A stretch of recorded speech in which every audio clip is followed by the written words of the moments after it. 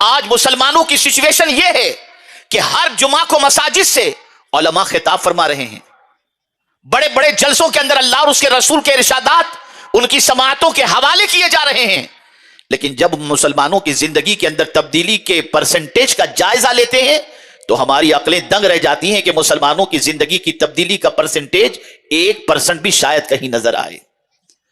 وجہ کیا ہے؟ ان کا دل سخت ہو گیا۔ وجہ کیا ہے؟ ان کا دل قساوت قلب جس کو کہتے ہیں اس کا وہ شکار ہو گیا۔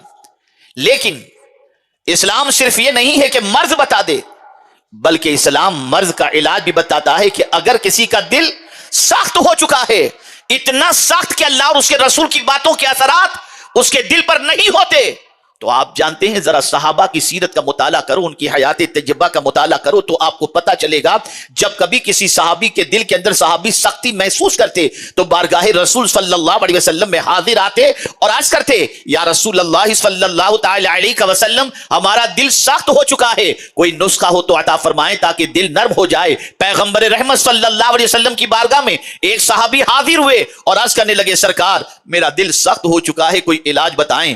تو رحمت عالم صلی اللہ علیہ وسلم نے فرمایا، یتیم کے سر پر اپنا ہاتھ پھیرو، اللہ تمہارے دل کو نرم بنا دے گا۔ میرے پیارے آقا صلی اللہ علیہ وسلم کے پیارے دیوانوں، جو دل نرم ہوتا ہے وہ اللہ کو بڑا پسند ہوتا ہے۔ اور میں آپ کو بتاؤں، ایمان ہمارے دل کے اندر زندہ ہے اور ہماری روح زندہ ہے، اس کو بھی پہچاننے کا ایک طریقہ صوفیاء کرام نے بتایا۔ ارشاد فرماتے ہیں، کسی کا غم اگر تمہاری آنکھوں کو نم کر دے تو سمجھ لینا کہ تمہارا ایمان بھی زندہ ہے اور تمہاری روح بھی زندہ ہے۔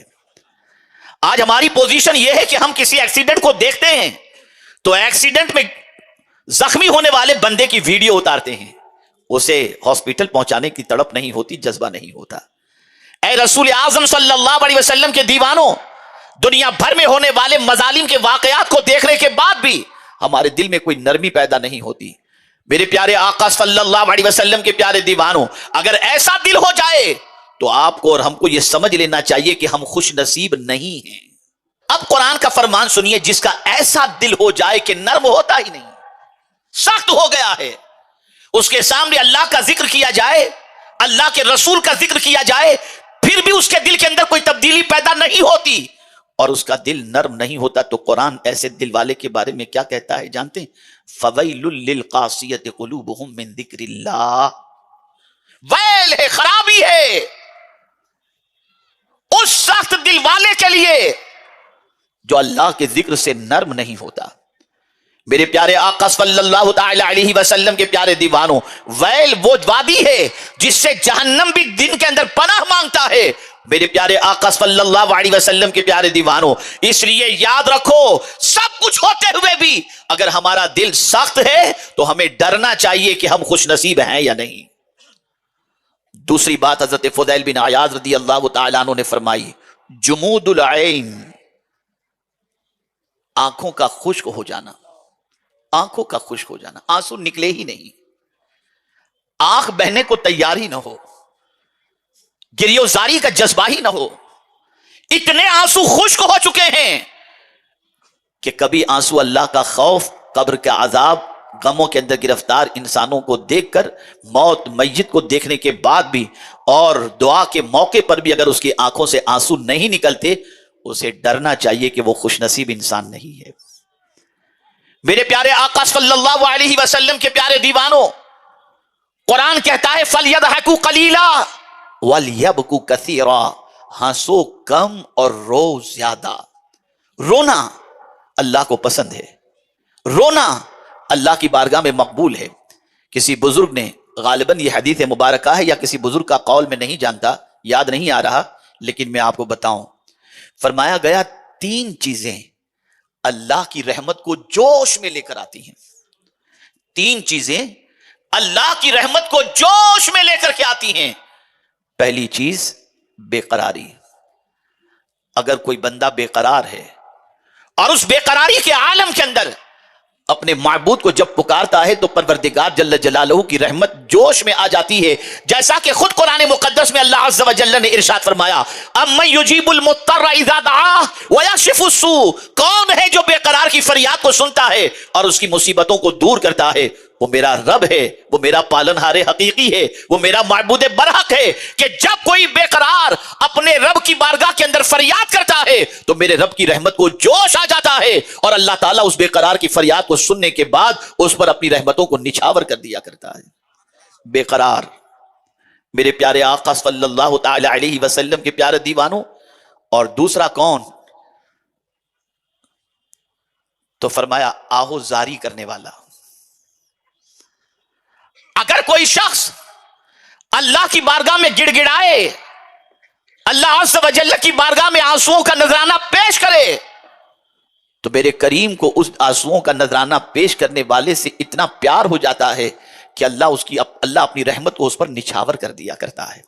ऐ रसूल आज़म सल्लल्लाहु तआला अलैहि वसल्लम के दीवानों, यही वजह है कि सहाबाए किराम अलैहिमुर रिदवान की हयात तैयबा उठाकर देखें। सैयदना फारूक आज़म रदियल्लाहुल मौला तबारक व तआला अन्हु इतना रोते थे कि आपकी आंख के करीब दो इतने बड़े बड़े निशानात हो चुके थे, उस तरीके के कि आंसुओं की वजह से वहां पर वो निशानात थे। इतना फारूक आज़म रदियल्लाहु तआला अन्हु रोया करते। रसूल गिरामी वकार सल्लल्लाहु अलैहि वसल्लम सहाबा के करीब से गुजरे, देखा सहाबा हंस रहे हैं। सरकार सल्लल्लाहु अलैहि वसल्लम ने अपनी नाराजगी का इजहार फरमाया, वो वक्त हंसने का नहीं था और वो हंस रहे थे।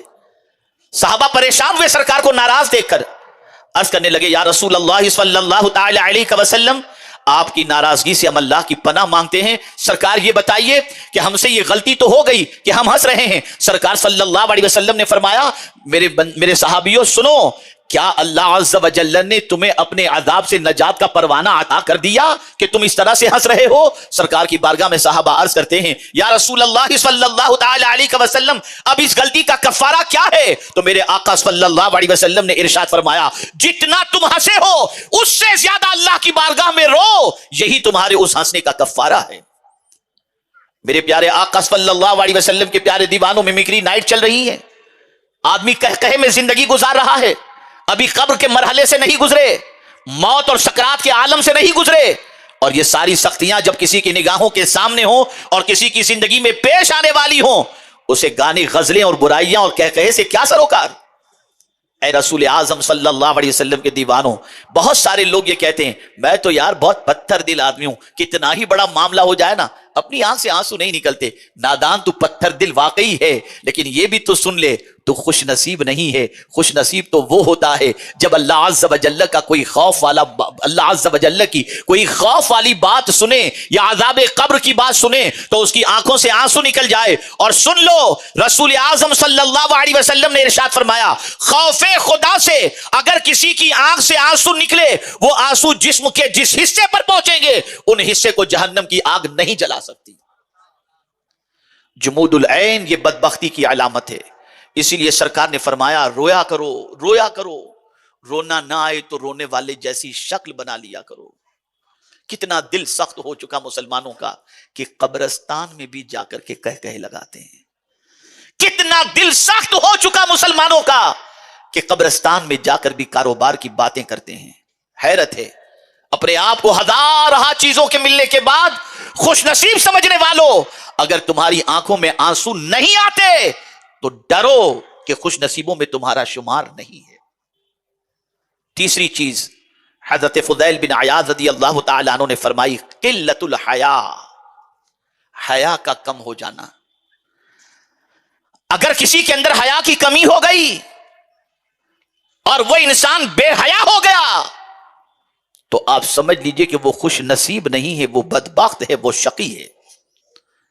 आज आप देखें बेहयाई का फरोग, बड़ी तेजी के साथ बेहयाई को प्रमोट किया जाता है। मैं उन नौजवानों से कहूंगा जो शादीशुदा हैं, मैं गैर शादीशुदा की बात नहीं कर रहा, वो अगर ये काम करते हैं तो अजाब बालाए अजाब।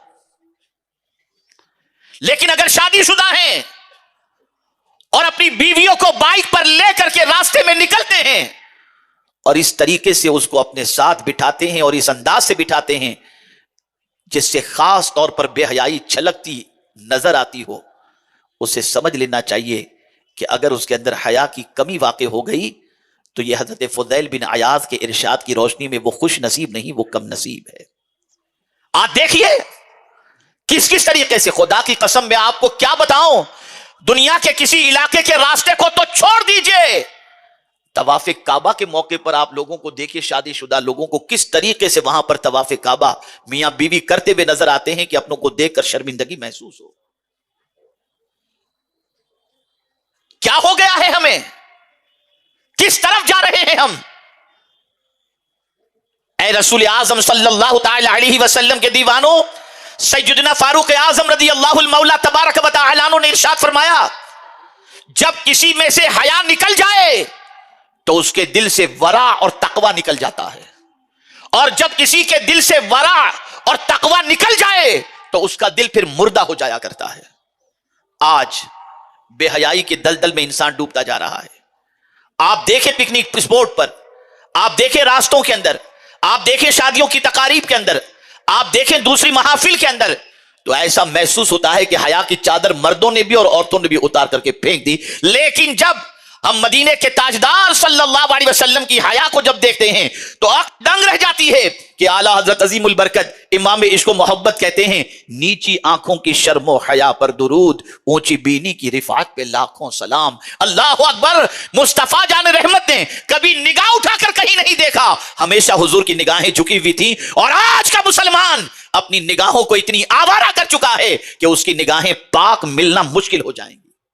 نہ جانے کیا گندگی دیکھ رہا ہے، نہ جانے کہاں کہاں نگاہوں کو چھوڑ چکا ہے دیکھنے کے لیے۔ حیا ختم ہوتی جا رہی ہے، اور فرمایا گیا جس میں سے حیا نکل جائے اس میں سے خیر اور بھلائی نکل جایا کرتی ہے۔ یہ قلت حیا بھی اگر کسی کی زندگی میں آ جائے، آدمی بے شرم بن جائے، میں تو بے شرم ہوں یار، مجھے تو سب چلتا ہے، یہ دنیا کے جھمیلے یہ کچھ بھی نہیں، خوب ماڈرن بنو، خوب آوارگی کرو، اپنی زندگی ہے جس طرح چاہو موج مستی کے اندر گزارو، یہ اگر کیفیت پیدا ہو جائے تو آپ خوش نصیب نہیں ہیں۔ وقت کے ولی کامل نے کہہ دیا کہ یہ بھی بدبختی کی علامت ہے۔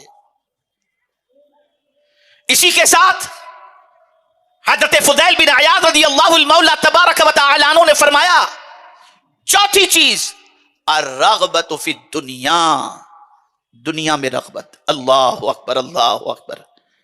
آج ہماری رغبت ساری دنیا ہی کے لیے ہے۔ ہم صبح اٹھنے سے لے کر رات کو سونے تک اسی دنیا کی محبت، دنیا کی زندگی اور دنیا کے سارے معاملات کے اندر اور دنیا جمع کرنے کے اندر ہی ہماری ساری دلچسپی ہے۔ دنیا تو اتنی غالب آ چکی ہے کہ نیند میں بھی دنیا نظر آتی ہے، کعبے کے سامنے بھی دنیا نظر آتی ہے، سنہری جالیوں کے سامنے بھی دنیا نظر آتی ہے، غوث پاک کے آستانے پر بھی دنیا نظر آتی ہے، اور حالت اتنی بدتر ہو چکی ہے کہ مرتے وقت بھی ہمیں صرف دنیا ہی دماغ کے اندر سجی ہوئی رہتی ہے۔ دنیا، اگر ہماری زندگی ایسی بن گئی کہ ہماری رغبت، ہماری دلچسپی، ہمارا انٹرسٹ یہ سب کچھ صرف دنیا کے اندر ہے اور دنیا کے اندر اور دنیا کے سلسلے میں ہے، تو یہ بھی بدبختی کی علامت ہے۔ قربان جائیے کسی کہنے والے کے اس قول پر، حیرت ہے اس انسان پر جو آخرت پر یقین رکھتا ہے اور فنا ہونے والے کی محبت میں گرفتار ہے۔ حیرت ہے، ہم آخرت پر یقین رکھتے ہیں، مرنے کے بعد اٹھائے جانے پر یقین رکھتے ہیں، اللہ کی بارگاہ کے اندر جواب دہی کے تصور کا یقین رکھتے ہیں، اور یہ بھی یقین رکھتے ہیں کہ آخرت حق ہے، لیکن اللہ اکبر وہاں کی ہمارے پاس کوئی تیاری نہیں۔ میں آپ کو بتاؤں، آج حالات کو دیکھنے کے بعد، دنیا کی سچویشن کو دیکھنے کے بعد، دنیا کے حالات کو دیکھنے کے بعد، انسان امت مسلمہ کے عروج کے سلسلے میں پلاننگ کرتا ہے، اور انسان یہ کہتا ہے کہ آج کا مسلمان ترقی اس بنیاد پر کر سکتا ہے، اس بنیاد پر کر سکتا ہے، اس بنیاد پر کر سکتا ہے۔ ٹیکنالوجی کی بنیاد پر ترقی کرے گا، ایجوکیشن کی بنیاد پر ترقی کرے گا، اکنومی کی بنیاد پر ترقی کرے گا، پالیٹکس کی بنیاد پر ترقی کرے گا۔ یہ ساری چیزوں کے منصوبے قوم کے سامنے پیش کیے جاتے ہیں حالات کو دیکھنے کے بعد، لیکن آج کے حالات ویسے حالات نہیں جو حالات مکے سے ہجرت فرمانے کے بعد رسول اعظم صلی اللہ علیہ وسلم کے صحابہ کے مدینہ منورہ میں تھے۔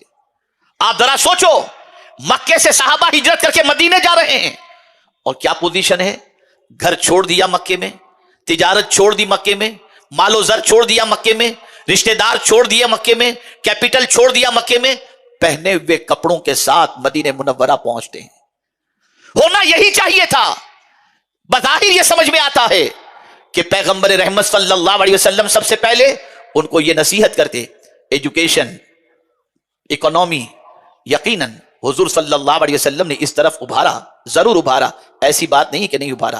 لیکن جب میں مسجد نبوی شریف کا حضور کا پہلا خطبہ پڑھا تو میری عقل دنگ رہ گئی. مسجد نبوی شریف میں پہلا خطبہ حضور صلی اللہ علیہ وسلم نے جب دیا تو اللہ کی حمد و ثنا کے بعد جو بات حضور نے اپنے صحابہ کو فرمائی وہ کون سی بات ہے؟ آقا اپنے صحابہ سے فرماتے ہیں, میرے صحابیوں, سفر لمبا ہے, موت کی اور آخرت کی تیاری میں لگ جاؤ. پہلی بات حضور نے یہ فرمائی. یہاں کی کیسے بھی کٹ جائے گی, کوئی آپ کی مدد کر کے آپ کی یہاں کی پریشانی کو دور کر دے گا. وہاں تو نفسی نفسی کی پوزیشن ہوگی, وہاں کوئی کسی کے کام نہیں آئے گا. پیغمبر رحمت صلی اللہ علیہ وسلم نے اپنے صحابہ سے سامان آخرت کی تیاری کے بارے میں مسجد نبوی شریف کے پہلے خطبے میں فرما کر, بظاہر تو یہ نظر آ رہا ہے کہ صحابہ کو آخرت کی تیاری کے بارے میں فرمایا. میرا یہ تاریخی جملہ آپ اپنے دل و دماغ کے اندر آج محفوظ کر لیں. جو شخص دنیا کی رغبت میں زندگی گزارتا ہے اور سب کچھ اس کے پاس موجود بھی ہو تب بھی وہ بے چین رہ سکتا ہے, لیکن جو شخص آخرت کی تیاری میں لگ جائے اللہ اسے دنیا کا بھی سکون عطا کرتا ہے اور آخرت کا بھی سکون عطا فرمائے گا. اس لیے کہ جب وہ آخرت کی تیاری میں لگا رہے گا گناہ نہیں کرے گا, وہ آخرت کی تیاری میں لگا رہے گا وہ اللہ عز و جل کی نافرمانی نہیں کرے گا, جب وہ آخرت کی تیاری میں لگا رہے گا نمازیں نہیں چھوڑے گا, جب وہ آخرت کی تیاری میں لگا رہے گا کسی کا حق نہیں مارے گا, جب وہ آخرت کی تیاری میں لگا رہے گا ناچ گانے باجے تماشے سے دور رہے گا, جب وہ آخرت کی تیاری میں لگا رہے گا نبی کی سنتوں پر عمل کرے گا, قرآن کی تلاوت کرے گا. اور یہ ساری وہ چیزیں ہیں جس میں اللہ عز و جل نے قرار اور سکون کی دولت رکھی ہے. میرے پیارے آقا صلی اللہ تعالی علیہ وسلم کے پیارے دیوانوں, یہ دنیا کیا ہے؟ کیا ہے یہ دنیا؟ کیا ہے یہ دنیا؟ وما هذه الحیات الدنیا, یہ دنیا کی زندگی کیا ہے؟ قرآن کہتا ہے وما هذه الحیات الدنیا, یہ دنیا کی زندگی, دنیا کی متاع کیا ہے؟ صرف دھوکے کا سامان, صرف دھوکے کا سامان. کسی کہنے والے نے بڑی پیاری بات کہی ہے, انسان جب دنیا کے اندر آتا ہے تو خالی ہاتھ آتا ہے, کوئی چیز اپنے ساتھ نہیں لاتا. پھر وہ انسان دنیا جمع کرنے میں لگ جاتا ہے. جب بہت دنیا جمع کر لیتا ہے اور پھر جب دائی اجل کی طرف سے دعوت آتی ہے, پکار آتی ہے, بلاوا آتا ہے, تو اب وہ انسان دائی اجل کو لبیک کہتے ہوئے جب اس دنیا سے جانے لگتا ہے تو جس طرح سے آیا تھا خالی ہاتھ جائے گا بھی خالی ہاتھ, لیکن جتنی دنیا اس نے جمع کی تھی ان ساری دنیا کی چیزوں کا حساب اسے کل بروز قیامت دینا ہوگا. تو حضرت فضیل بن عیاض رضی اللہ تعالیٰ عنہ نے بدبختی کی جو علامتیں بتائیں ان میں سے چوتھی علامت الرغبۃ فی الدنیا. اب آپ دیکھیے کہ قرآن مقدس میں اللہ عز و جل نے ایک آیے کریمہ کے ذریعے انسان کس طریقے سے سوچنے اور سمجھنے کی دعوت عطا فرمائی. آپ ذرا دیکھیں, اللہ عز و جل ارشاد فرماتا ہے, انسان کے تصور کو, سائیکولوجی کو آپ دیکھیں. انسان کے پاس اگر بلین ہو, انسان کے پاس بینک بیلنس ادھر بھی ہو, دنیا کے مختلف ملکوں کے اندر بھی ہو, تو انسان ان ساری چیزوں کو دیکھنے کے بعد یہ تصور کرتا ہے کہ میری زندگی اب آرام سے کٹے گی اور میرے پاس اتنا ہو جائے تو میری زندگی بہت سکون سے کٹے گی. لیکن میرا رب انسان کی اس سائیکولوجی کے حوالے سے انسان کو تنبیہ کرتا ہوا نظر آتا ہے کہ اے عارضی چیزوں پر غرور کرنے والے اور اس کے دھوکے میں گرفتار ہونے والے, سن لے, تو جمع کیا ہے اپنی جگہ پر, ضرورت بھر جمع کرنا, دنیا کے اندر جتنا رہنا ہے وہ تو نہیں معلوم کتنا رہنا, لیکن دنیا کے سلسلے میں مال و زر کو جمع کرنا برا نہیں ہے, مستقبل کے منصوبے کو بنانا برا نہیں ہے. لیکن قرآن نے اس آیت کے ذریعے واضح کر دیا تو ان چیزوں پر بھروسہ کرتا ہے جو تیرے پاس ہے, جو فنا ہو جانے والی ہے. اس کو قرآن نے کہا ما عندکم ینفد وما عند اللہ باق, جو کچھ تیرے پاس ہے وہ تو ختم ہو جائے گا اور جو اللہ کے پاس ہے وہ باقی رہنے والا ہے. میرے پیارے آقا صلی اللہ علیہ وسلم کے پیارے دیوانوں, اسی پر मौला अली करम अल्लाह ताला वजहुल करीम ने बंदों के तसव्वुर को खुदा की तरफ माइल करने, बंदों के तसव्वुर को तवक्कुल की तरफ माइल करने के लिए कितनी ही प्यारी बात इरशाद फरमाई। मौला अली करम अल्लाह ताला वजहुल करीम इरशाद फरमाते हैं, जो अपने हाथ में है उस पर भरोसा करने की बजाय जो अल्लाह के पास है उस पर भरोसा कर, ताकि तेरी दुनिया भी संवर जाए और आखिरत भी संवर जाए। ऐ रसूल आजम सल्लल्लाहु अलैहि वसल्लम के दीवानों, इस दुनिया के अंदर अपनी जिंदगी को बेहतर गुजारने के सिलसिले में जिद्दोजहद करना, इसमें कोई मुदायके की बात नहीं। खुद रसूल रहमत सल्लल्लाहु अलैहि वसल्लम ने सहाबा को इस पर उभारा, कुरान ने इस पर उभारा, लेकिन मैं इसी के साथ साथ इस्लाम यह चाहता है कि इसकी मोहब्बत में इतने डूब न जाओ कि तुम अपनी आखिरत को फरामोश कर दो। आज कोशिश यही की जा रही है कि इस चकाचौंध दुनिया की मोहब्बत में इंसान को इतना गिरफ्तार कर दिया जाए कि इंसान के दिलो दिमाग से यह तसव्वुर निकल जाए कि हमें अल्लाह अज़्ज़ा व जल्ल की बारगाह में एक न एक दिन पहुंचना है। तो चौथी बदबख्ती की अलामत हज़रत फुज़ैल बिन अयाज़ फरमाते अर्रग़बतु फ़िद दुनिया, और आखिरी अलामत हज़रत फुज़ैल बिन अयाज़ रज़ी अल्लाह तआला अन्हु फरमाते हैं तूलुल अमल, लंबी उम्मीदें, लंबी उम्मीदें। मेरे प्यारे आका सल्लल्लाहु तआला अलैहि वसल्लम के प्यारे दीवानों, इसको समझना है तो यूं समझे, अभी तो मैं जवान हूं, अभी क्या अल्लाह की फरमाबरदारी करना, मैं तो अभी उम्मीद है कि अभी 60-70 साल जीऊंगा, 80 साल जीऊंगा, फिर मैं तौबा कर लूंगा, बाद में नमाज का पाबंद बन जाऊंगा, कल से गुनाह छोड़ दूंगा, परसों से सीधे रास्ते पर आ जाऊंगा। ये सारी जितनी भी लंबी उम्मीदें हैं, अगर ये कैफियत किसी इंसान की पैदा हो जाए तो हज़रत फुज़ैल बिन अयाज़ अलैहि रहमा फरमाते हैं कि उसके बदबख्त होने में कोई कमी नहीं, ये भी एक बदबख्ती की अलामत है। लेकिन अगर कोई शख्स इस तसव्वुर के अंदर डूब जाए कि पता नहीं कल का सूरज में देख सकूंगा या नहीं देख सकूंगा, आज ही से अपनी जिंदगी को संवार लूं और आज ही से अल्लाह अज़्ज़ा व जल और उसके रसूल सल्लल्लाहु अलैहि वसल्लम की इताअत में अपनी जिंदगी गुजारने का अहद कर लूं, गुनाहों से तौबा कर लूं और कल के इंतजार की फिक्र न करे और लंबी उम्मीदों को छोड़ दे, तो परवरदिगार जल्ल जलालहू की बारगाह में ऐसा इंसान बदबख्त नहीं समझा जाएगा, बल्कि वो इंसान खुशनसीब समझा जाएगा।